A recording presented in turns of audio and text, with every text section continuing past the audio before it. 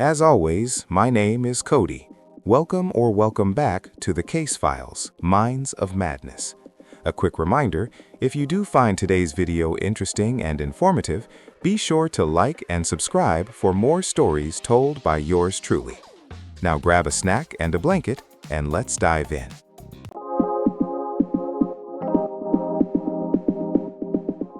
On December 28, 2017, plumbers were called to a duplex on McMillan Drive in Oshawa, Ontario, after tenants complained of a persistent drain blockage. The man living in the basement unit, Adam Strong, told them the problem was caused by an inflated condom. When the plumbers fed their mechanical snake into the pipe, it caught on something unusual. They pulled out roughly 10 to 15 pounds of soft, flesh-like material. Unsure what they had found, they contacted police. Officers arrived at the scene. When they knocked on Strong's door, he opened it and said, "The jig's up. It's a body." Inside his apartment, investigators found a strong odor and a cluttered living space. In the freezer, they discovered human remains, including a head with a tattoo reading "Alive." DNA tests later confirmed the remains belonged to 18-year-old Rori Hache, who had been missing since August 2017. What began as a routine plumbing job had uncovered a homicide, one that would lead investigators to a second missing woman and reveal the actions of a serial killer operating unnoticed for years. Rori Hache was last seen alive on August 29, 2017, leaving Lake Ridge Health Hospital in Oshawa. Security footage showed her walking out alone after sitting briefly in the waiting room. She never spoke to a doctor. Born in July 1999, Rori grew up in Oshawa, a city east of Toronto. As a child, she was bright, energetic, and served as an Army cadet, twice earning the Cadet of the Year award by age 13. Her teenage years were turbulent.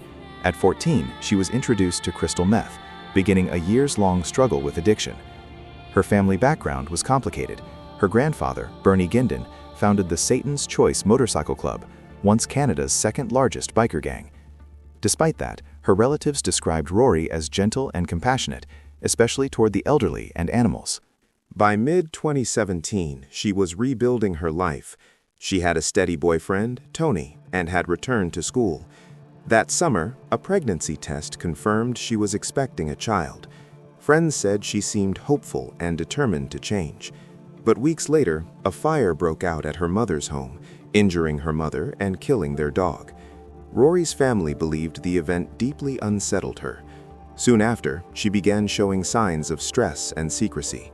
On August 29th, she went to the hospital with a friend and the friend's mother, possibly experiencing a mental episode. They left her there, expecting she'd be seen by doctors. 15 minutes later, she walked out and vanished. For nearly 2 weeks, her family searched the streets, posted flyers, and contacted local shelters. Then, on September 11, 2017, a fisherman and his 11-year-old grandson spotted something floating in Oshawa Harbor. What they reeled in was not debris, it was a female torso. The torso pulled from Oshawa Harbor on September 11, 2017, showed clear signs of trauma. The limbs and pelvis had been cleanly severed, suggesting deliberate dismemberment. Police could not determine whether the victim had been pregnant, and without fingerprints or dental records, identification was difficult. Investigators sent DNA samples for testing, comparing them with those from several open missing person cases in the region. Weeks passed without progress. Then, on November 10, 2017, lab results confirmed a match. The remains belonged to Rori Hache, missing since late August. Her disappearance was now officially classified as a homicide. The discovery stunned Oshawa. Rori had been well known in the city's youth outreach programs, particularly at the Refuge, a local center for at-risk teens. Workers there said she had been doing better shortly before she vanished. The idea that her body had been mutilated and discarded in the harbor left the community reeling. Despite extensive searches around the waterfront and nearby properties, no further remains were found. Detectives had no suspects and no clear timeline of Rori's final movements after she left the hospital. The investigation stalled until 3 months later, when plumbers opened a blocked pipe just a few blocks away. When police entered Adam Strong's basement apartment on McMillan Drive, they found a scene that pointed to something far darker than a single killing. The space was cramped, cluttered, and filled with a strong odor of decay. Alongside food wrappers and tools, officers discovered restraints, adult paraphernalia, knives, and a hammer. On the hammer, forensic testing later found Rori Hache's DNA. Blood spatter lined the baseboards near Strong's bedroom. In a plastic bag, police recovered Rory's running shoes, marked with what appeared to be blood. As officers processed the scene, Strong spoke freely. He told them, "If you want the rest of her, she's in my freezer." He admitted to dismembering Rory's body on Christmas Eve 2017, claiming he waited until neighbors were away to avoid attention. He said she had been defleshed, describing the process in clinical detached terms. An autopsy confirmed multiple facial fractures and blunt force injuries, but the cause of death could not be determined. Traces of drugs were found in her system, though not enough to explain her death. Investigators seized Strong's computer. His search history revealed a fixation on gore, death, and bondage. They also found an undetonated pipe bomb, forcing a controlled detonation by the bomb squad outside the building. But the most significant discovery was a specialized hunting knife found in his kitchen drawer. When tested, it carried DNA from another woman, one who had vanished nearly a decade earlier. The DNA on the knife belonged to Kandis Fitzpatrick, a 19-year-old who had disappeared from Oshawa in 2008. Her family had last seen her nearly 10 years earlier and reported her missing in 2010, after years without contact. Like Rori, Kandis had struggled with addiction and homelessness, but remained close to her family. Her father described her as strong-willed and street-smart, not someone easily overpowered. When police informed him her DNA had been found on Strong's knife, he said he had always believed his daughter was the victim of someone experienced in violence. Investigators searched Strong's apartment again, but found no trace of Kandis's remains. Still, her DNA evidence was enough for prosecutors to charge Strong with her manslaughter, alongside the first-degree murder of Rori Hache. Strong never confessed to killing either woman. He claimed Rori died accidentally and that he panicked, dismembering her body to avoid blame. For Kandis, he said only that he knew her, offering no explanation for her DNA on his knife. Detectives believed the two women met similar fates, both young, vulnerable, and known around Oshawa's downtown streets. The gap of nearly a decade between their disappearances raised a disturbing question. Had Strong killed others in the years between? By November 2018, Adam Strong was formally charged with both crimes. His apartment, once a quiet basement rental, had become one of the most horrific crime scenes in Ontario's recent history. Adam Strong's trial began in 2020, delayed several times by the COVID-19 pandemic and his own refusal to cooperate. Much of the testimony was heard over video link. Prosecutors portrayed him as a sexual predator who targeted vulnerable young women, drawing on his fascination with violent pornography and control. Two former girlfriends testified that Strong practiced bondage and choking during sex. One said it was consensual, the other said she feared for her life. The Crown used these accounts to show a pattern of escalating aggression. Strong maintained he hadn't killed Rori or Kandis, only dismembered Rori after finding her dead in his home. He said her body had been there for days before he decided to dispose of it. But forensic evidence contradicted him. Blood was found throughout his apartment, and Rori's injuries were consistent with a violent assault. Despite his attempts to stall proceedings, often refusing to attend hearings or meet his lawyer, the court pressed on. On March 16, 2021, a Durham regional jury convicted Adam Strong of first-degree murder in the death of Rori Hache and manslaughter in the death of Kandis Fitzpatrick. He was sentenced to life in prison with no parole eligibility for 25 years.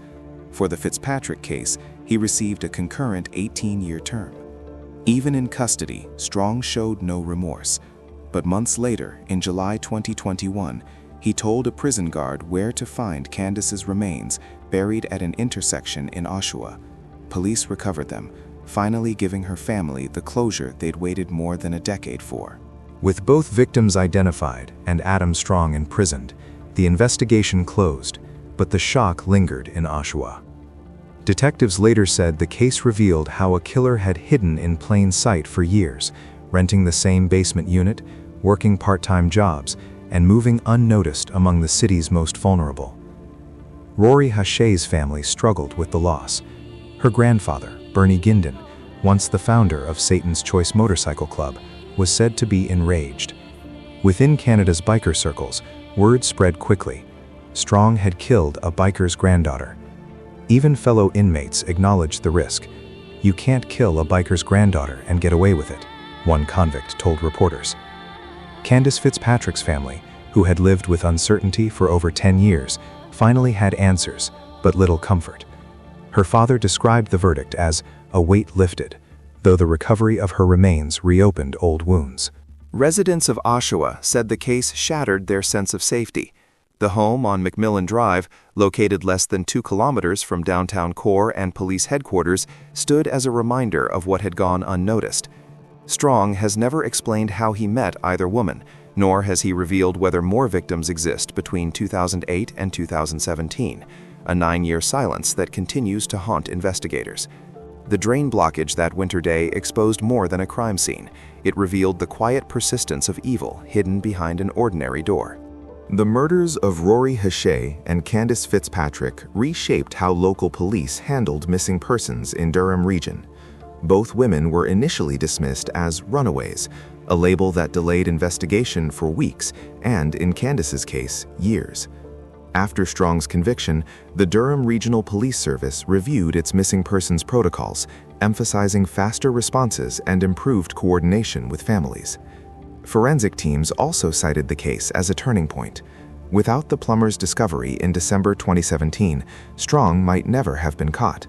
Advances in DNA tracing and forensic genealogy had turned what began as a plumbing complaint into a double homicide conviction. In 2022, Rory's mother, Shanann Dion, began speaking publicly about her daughter's life, not just her death.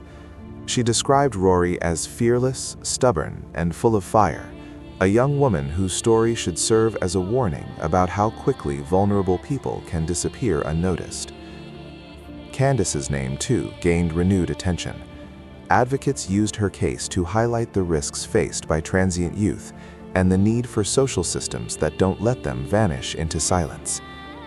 Today, the McMillan Drive basement where Adam Strong lived has been sealed off and resold, but few in Oshawa forget what was found there. Beneath the floorboards, a city learned how close horror can live to home and how easily it can be ignored. Even after conviction, key mysteries remain. Police never determined exactly how Rori Hache died. Her body was too badly dismembered for a definitive cause of death, though evidence of blunt force trauma and blood spatter patterns suggested violence before death. In Kandis Fitzpatrick's case, investigators could only confirm she'd been killed, not when, where, or how.